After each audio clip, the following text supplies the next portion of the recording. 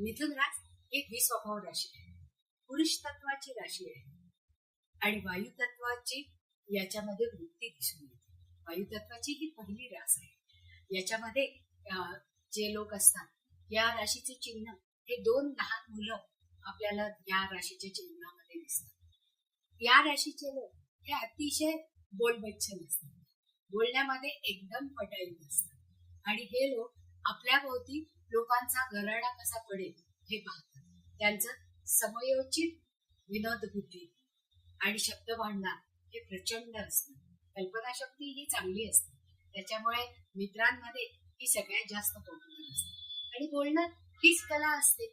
त्याच्यामुळे निवेदक किंवा मुलाखतकार यासारखे लोक किंवा विक्रेते या लोकांची या व्यवसायात चलती असते. नमस्कार, मी ॲस्ट्रो स्मिता गिरी.